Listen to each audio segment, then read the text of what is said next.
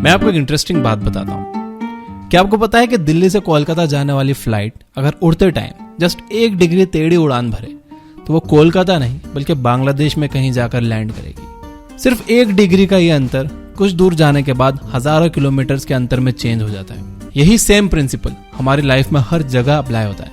जो टॉपर्स होते हैं वो सिर्फ आपसे थोड़े से ज्यादा एफर्ट्स करते हैं। उनके एफर्ट्स थोड़े से सही डायरेक्शन में होते हैं, जिसकी वजह से उनके हमेशा 90% से ज्यादा मार्क्स आते हैं, जबकि आप 60-70 के बीच में रह जाते हो या शायद उससे भी कम। ओलंपिक में जो खिलाड़ी फर्स्ट आता है उसे तो गोल्ड मेडल मिल जाता है, लेकिन यहाँ नोट करने वाली बात यह है कि ये फर्स्ट बंदा जो आया है ये सेकंड वाले बंदे से सिर्फ 1 सेंटीमीटर या 1 मिलीसेकंड से जीतता है। उसने सेकंड आने वाले बंदे से सिर्फ थोड़ी सी ज्यादा मेहनत की होती, लेकिन उसको इसका 10x ज्यादा फायदा मिलता है। हम इस वीडियो में जो आपको बताएंगे वो आपको सिर्फ थोड़ा सा इंप्रूव करने में हेल्प करेगा, लेकिन यही थोड़ा सा इंप्रूवमेंट नेक्स्ट 4 से 6 मंथ्स में आपके मार्क्स को काफी हद तक इंप्रूव कर देगा।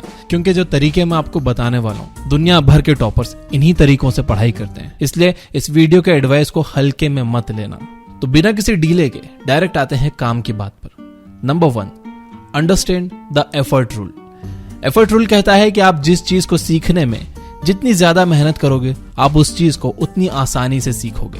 इसका मतलब यह है कि अगर आप अपने बेड पर लेटकर लेक्चर सुन रहे हो और उसे याद करने की कोशिश कर रहे हो तो वो आपको याद नहीं होगा, या चांसेस हैं कि आपको उसे 10 बार सुनना पड़े। लेकिन वही दूसरी तरफ अगर आप उस चीज को लिखकर याद करोगे तो वो आपको सिर्फ 2-3 अटेम्प्ट में ही याद हो जाएगी। चीजें लिखकर याद करने के बहुत से फायदे होते हैं। सबसे पहला तो ये कि इससे आपकी लिखने की हैबिट बनी रहती है, जिससे आपको एग्जाम में 3 घंटे लगातार लिखने पर भी थकान नहीं होती।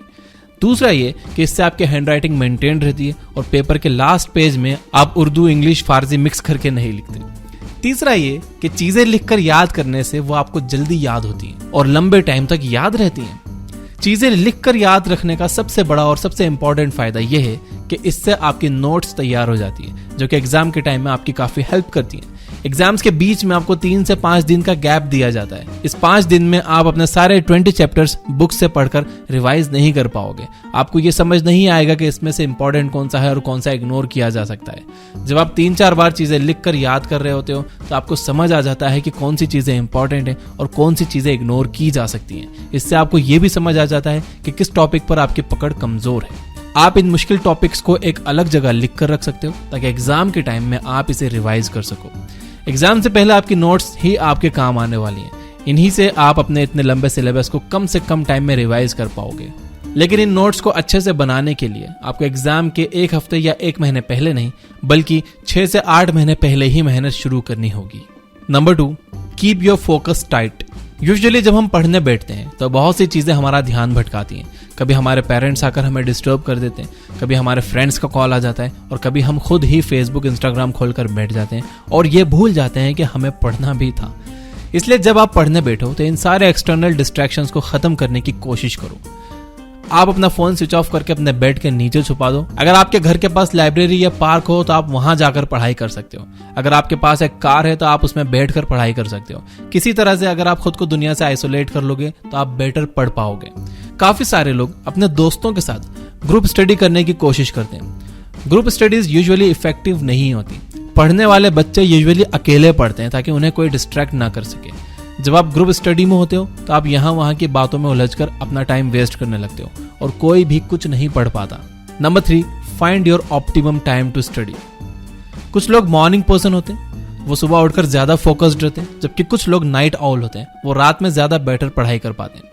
कुछ लोगों के घर में कई लोग जल्दी उठ जाते हैं और उनके रूम में साफ सफाई करने आ जाते हैं या कुछ और काम करते हैं जिससे पढ़ने वाले बच्चों को डिस्टर्बेंस होती है। ऐसे में सुबह उठकर पढ़ना उनके लिए अच्छा ऑप्शन नहीं है। दूसरी तरफ आप में से कुछ लोग हॉस्टल में रहते हैं जहां हर कोई 1 बजे तक जागता है। ऐसे में वहां पर रात में देर रात तक जाकर पढ़ाई नहीं हो सकती। आप अपने बेस्ट टाइम को खोजो। आप ये देखो कि आपके घर में सबसे कम डिस्ट्रैक्शन सुबह में होते हैं या रात में। साथ में आप ये भी देखो कि आप रात में बेटर फोकस कर पाते हो या दिन में। एक बार आपको यह पता लग जाए तो आप उसी टाइम पर रोज पढ़ने की आदत बनाओ। Number 4, gamify your studies. आप गेम्स क्यों खेलते हो? क्योंकि हर गेम में एक लेवल पार करने के बाद आपको एक रिवॉर्ड मिलता है। आप अपने हाई स्कोर्स बनाते हो और फिर उन्हीं हाई स्कोर्स को बीट करने की कोशिश करते हो। यही सेम काम आप अपनी स्टडीज के साथ भी कर सकते हो। इसके लिए आपको एक सिंपल सा टूल चाहिए, टाइमर। जब भी आप पढ़ने बैठो अपने स्टॉप वॉच को ऑन कर लो। ये देखने की कोशिश करो कि आप एक दिन में कितने घंटे पढ़ रहे हो। जब आपको बाथरूम जाना हो या खाना खाने के लिए उठना हो तो इस टाइमर को स्टॉप कर दो। मान लो कि फर्स्ट डे आपको पता लगा कि आज आपने 2 घंटे पढ़ाई की है। नेक्स्ट डे आप अपने इस रिकॉर्ड को बीट करने की कोशिश करो, आप 3 घंटे पढ़ने की कोशिश करो। फिर जब हफ्ता खत्म हो तो आप अपने पूरे हफ्ते का एवरेज निकालो। मान लो कि आपके हफ्ते का एवरेज 3 घंटे आया। अब आप नेक्स्ट वीक अपने इस एवरेज को बीट करने की कोशिश करो। आप 3 घंटे की जगह 3.5 घंटे एवरेज तक पहुंचने की कोशिश करो। लेकिन यहां पर याद रहे कि आपके पढ़ाई की क्वालिटी आपकी पढ़ाई की क्वांटिटी से बेटर होनी चाहिए। अगर आपका मन नहीं लग रहा, अगर आपको लग रहा है कि आप एक ही सेंटेंस को 5 बार पढ़ रहे हो लेकिन फिर भी उसकी मीनिंग क्लियर नहीं हो पा रही है, तो आप सो जाओ और अगले दिन पढ़ो। जबरदस्ती की पढ़ाई में सिर्फ आपका टाइम और एनर्जी वेस्ट होती है। इससे आप अपने एवरेज वीकली टाइम को तो इंक्रीज कर लोगे, लेकिन इससे आपकी नॉलेज या मार्क्स पर कोई असर नहीं पड़ेगा। Number 5, plan plan plan. आप चीजों को प्लान करो। बिना प्लान के या गोल्स बनाए कुछ भी नहीं होता। हर संडे आप एक ब्रेक लो, कुछ मूवीज देखो, अपना मूड हल्का करो। साथ ही इस दिन आप नेक्स्ट वीक का प्लान करो। आप ये डिसाइड करो कि आप कौन से दिन कौन सा सब्जेक्ट पढ़ोगे और वो भी कितना। ऐसा करने से हर सुबह आपके पास एक गोल होगा। जब रोज सुबह आपको पता होता है कि आपको कहाँ जाना है तो आपको वहां जाने में आसानी होती है। लेकिन जब आपको पता ही नहीं होता कि आपको उस दिन क्या करना है, कहाँ जाना है, तो आप सारा दिन प्रोक्रेस्टिनेट करने में और वीडियो गेम्स खेलने में निकाल देते हो। इसलिए हर हफ्ते अपने पूरे वीक को प्लान करो। उन सारे गोल्स को लिखकर अपनी दीवार पर चिपका दो ताकि आप रोज उसे देख सको और भूलो ना। ये पॉइंट्स आपको सुनने में सिंपल लग रहे होंगे, लेकिन मैं आपको ये बता दूं कि दुनिया भर के टॉपर्स इसी तरह पढ़ाई करके बेटर मार्क्स लाते हैं।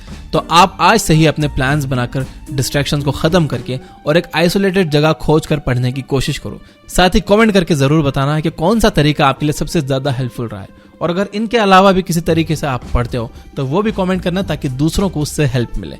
और इस वीडियो की बातों को सपोर्ट करने के लिए लाइक कर देना। अब अगर आप अपनी मेमोरी बढ़ाना चाहते हो तो राइट साइड वाली वीडियो पे क्लिक करो, और अगर आप याद करने का एक यूनिक तरीका सीखना चाहते हो तो लेफ्ट साइड वाली वीडियो पे क्लिक करो। और ये बुक ऐप डाउनलोड कर लो जहां 400 से ज्यादा फ्री बुक समरीज आप सुन सकते हो बिना किसी एड्स के। Finally, you guys are amazing. Keep reading, keep learning, keep growing. Thank you for watching.